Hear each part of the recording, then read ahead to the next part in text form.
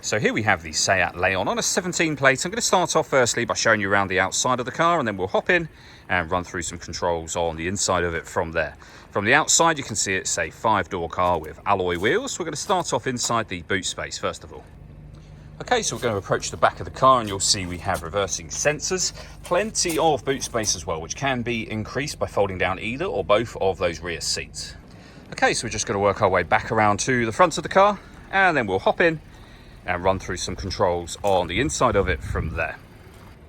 Just briefly before we climb in, I think it's well worth seeing the interior from this exterior point of view. There's plenty to run through on the dashboard, so let's hop in and we'll do that now. Okay, now that we're inside the car, we're going to start with the dials. On the left-hand side, we have the rev counter and coolant temperature gauge. On the right-hand side, the speedometer and fuel gauge. In the middle, you can see the total miles of the car. They are 78,485.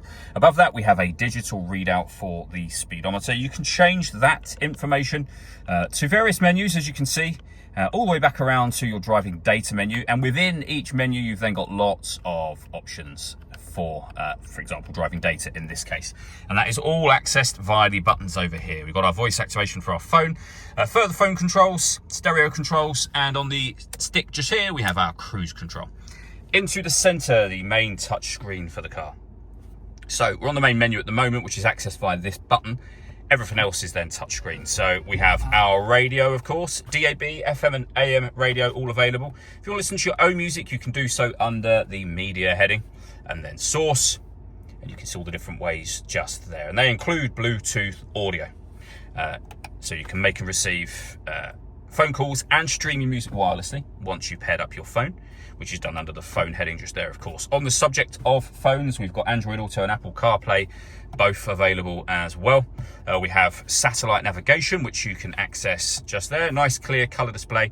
Very easy system to use. And then everything else is very clearly highlighted for you. Below that, we can turn off the stop and start. This car is designed to cut out when it's stationary in traffic, which in turn will save you fuel.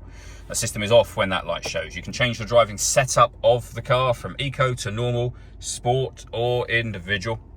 And then below that, we've got our dual zone climate control. So we can adjust the passenger and driver temperature, increase and decrease the fan speed. You can determine what direction you'd like the air distributed in.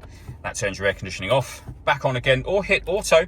The car will then take full control for you, which you can override. It's doing that to maintain those temperatures, and you can put it back on your own settings.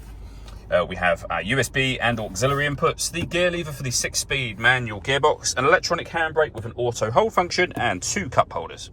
Last thing I wanted to mention is the sunroof. So we have a sun blind that you can open up, and of course, you can leave it like this. It lets in a huge amount of extra light to this cabin area, but if you wish to, this section will open as a full sliding sunroof as well. All that leaves me to say is thank you for taking the time to watch this video. If you'd like to come and see the car in person and have a test drive, please feel free to give us a call here at Surrey Specialist Cars. We'd love to hear from you soon.